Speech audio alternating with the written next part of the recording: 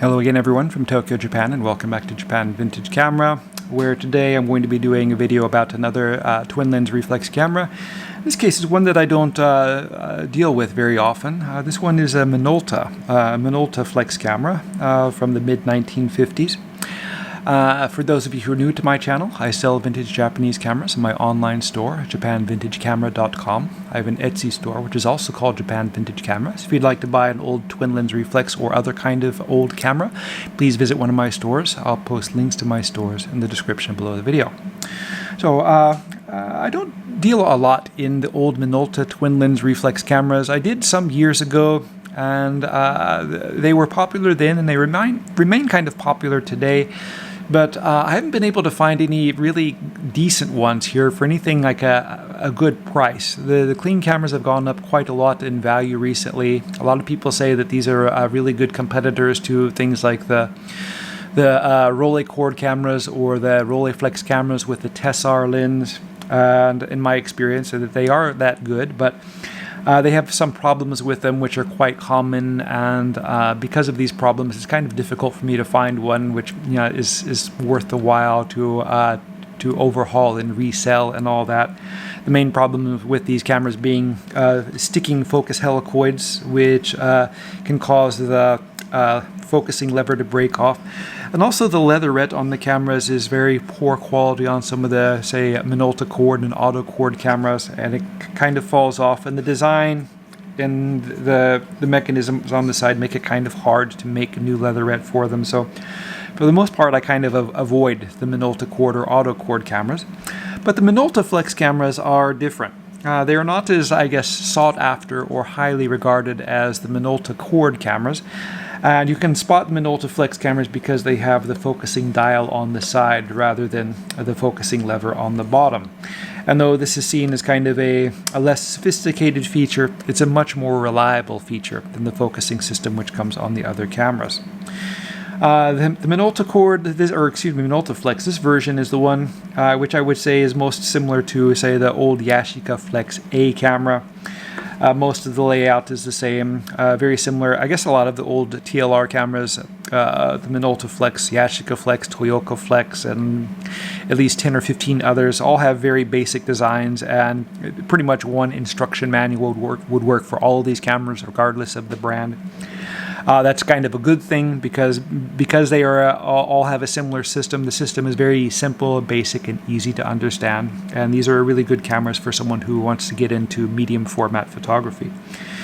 This camera, as I said, is an early 50s version. There were earlier versions of the Minoltaflex. Some of them had kind of like the geared focusing and lenses for the top and bottom, separate lenses which were combined with the gear. Kind of similar to the old Ricoh cameras, and then that was improved to this system. I'm not sure if it's necessarily improvement, but just a newer way of doing it. And a shutter with a larger range of speeds, and similar lens to what we have on the old, say, Conan flicker folding cameras. And you'll notice that the shutter speed here says a Conan Rapid. Minolta in those days was making a few different medium format cameras. Their first cameras were the press cameras, which were kind of a copy of the old Plowbell Machina cameras. And then they came up with a more compact in-house design, which was called, I guess, the Conan or Conan Flicker. And of course they were also doing twin lens reflex cameras at the time, which were very popular, starting in the 40s and all the way up into the 50s until 35mm photography kind of took over. This camera features a rokkor lens. There were various different kinds of lenses made for these cameras. This is actually an excellent lens, and one it's a coated lens which doesn't have like the fog or haze issues which we find in a lot of other twin lens reflex cameras of those days.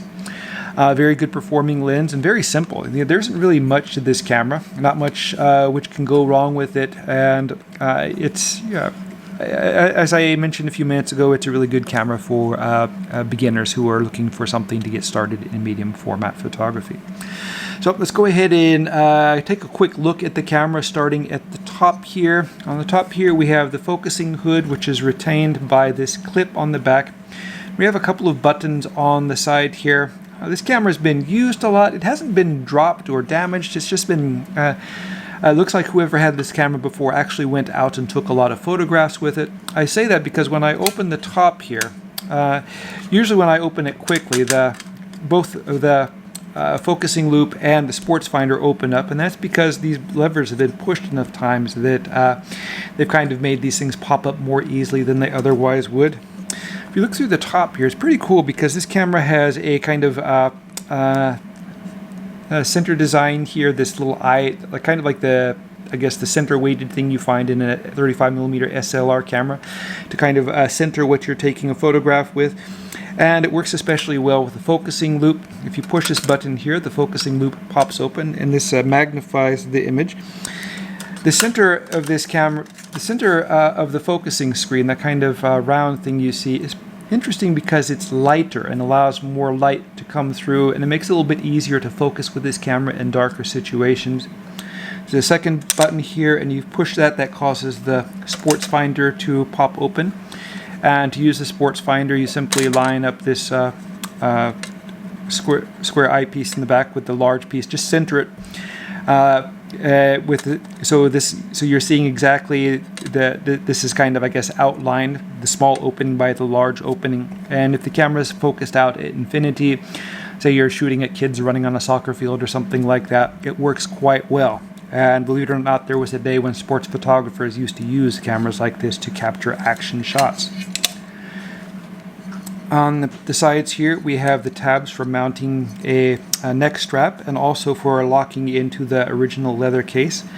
I've mentioned in videos before that I don't recommend storing these cameras in cases because the leather cases, trap moisture and hold it in, and they keep this moisture close to the camera, and the metal parts in the camera can suffer from the moisture. So if you have the camera with a leather case, keep them in separate places when you're not using the camera. The leather case is good to have because it protects the camera in the event that you drop it or something like that. And these cameras, they're not especially heavy, but if you drop them, they are a little bit fragile, and dropping them, can break them. A leather case really does a good job of protecting them. In any case, you should be at least using a neck strap with these cameras. You use these kind of slots on the side, and you can find neck straps on Amazon and stuff, which are kind of just flat clips, which fit down here and lock into place. So not so hard to find, and they work really well, and they're easier to find than like the ones which come on Rolleflex cameras, which just the clips themselves are like $70 or $80 for a pair. And so a good system and not so expensive. The side here we have a shoe for mounting a flash gun. This camera does not feature a hot flash shoe. To use a flash, you have to attach it to the socket here. This is the sync socket for the flash. This is the old Kodak style. You can use a PC sync adapter, so you can use a later model flash cord on this camera. Most people I know nowadays don't bother to use flash on old twin lens reflex cameras. On this side here, as I said, this camera is very similar to the old Minoltaflex camera. What you do is you simply wind the film with this until it winds to the next number and it locks in place. You push the button and that unlocks it and allows you to move to the second frame, and so on and so on. There's a reset system for the film counter. So when you load the film, you have to reset it by pushing the center of this dial and pulling downward on this lever, and that reloads or resets the counter to the triangle setting. And when you load film and you line it up, when it's at this setting, when you wind up to number one, the number one part of the film will be lined up in the film chamber. On the front here we have the taking lens, and we have, the viewing lens and the taking lens. I always get those mixed up for some reason. My mouth gets ahead of my brain, which is a common problem I suffer from quite a bit. Good thing about this camera is you can remove the lens elements on the bottom, and this can allow you to deal with things like cleaning out the insides of the lenses if they have haze or dirt or whatever on them, and also to fix a sticky shutter. That's one good thing about these old cameras with this kind of shutter right behind the lens, and not just the twin lens reflex cameras, the old folding cameras, medium format cameras, the same thing. In many cases you can unscrew the front lens and you can clean the shutter blades or aperture blades if they are sticky. On the bottom here we have, kind of similar to some of the Rokkor cameras, this is a combined shutter charging and release lever To charge the shutter, you pull it this way, and to release it, you move it the other way. On the bottom here, we have a port for attaching a standard cable release, which is actually a really wonderful thing because it doesn't require the cable release adapters, which mini twin lens reflex cameras need in order to use a cable release. And it's a good idea for these cameras if you're shooting landscapes or things like that and mounting them to a tripod. It's nice to be able to use the cable release, then kind of fumble around the front of the camera on the tripod to try to charge and release the shutter. Here we have the lever on this side, which you use to adjust the aperture. This has an aperture setting all the way up to f/22, and you can shoot cameras you can shoot medium or larger format cameras at very small apertures because the larger film format has less, what do they call that, diffraction than you have on smaller formats. As the format increases, diffraction becomes less of a problem, and this allows you to get incredibly sharp photos compared to, say, the smaller formats, because not only do you have a larger format, but you can shoot at a smaller aperture. And around here we have this ring around the outside is for setting the shutter speed, and this camera features a pretty good range of shutter speeds from B in 1 second up to 1/250th, excuse me, all the way up to 1/500th of a second. Excuse me, I forgot this one has a booster spring on it. As I am adjusting the shutter speed, it goes to 1/250th, and as I go to switch it to 1/500, it gets kind of tough to push. And that's because there's a booster spring in there which will give an extra kick to the shutter blades to make them move faster. This can make it also harder to, you can feel a big difference in how hard it is to cock the shutter when it's in the 1/500th second compared to the slower speeds where it's much easier. It's kind of a thing which we have in mini 35mm cameras to old rangefinder cameras. If you set them at the maximum shutter speed, you're going to notice that winding the camera takes a little bit more effort than if you have it set at a slower shutter speed. On the bottom here, we have a standard 1/4-inch tripod socket, and we have the catch and mechanism for locking the film door. Loading film in the camera is very simple. You turn the dial, this pops open like so. The film door opens. Like the Yashica cameras, these feature a lock on the pin, so you just pull it out and turn it and it stays open. That allows you to put the film here, and then when the film is inside, you just turn it until it pops back into place. Cool thing about this camera, I like these really nice stainless rollers which kind of have a matte finish on them, which prevents the film from sticking. We have a couple of red dots here on the side. These are where you line up the start mark for the film when you're loading the film, and of course we have the take-up spool on the top.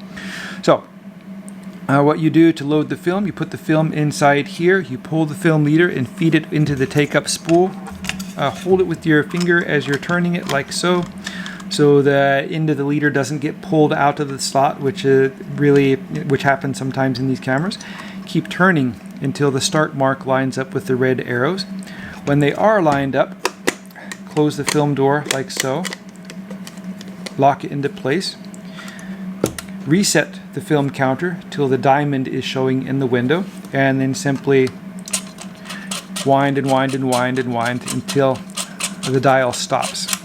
When it stops, the number 1 should be showing in the window and the camera is ready to shoot.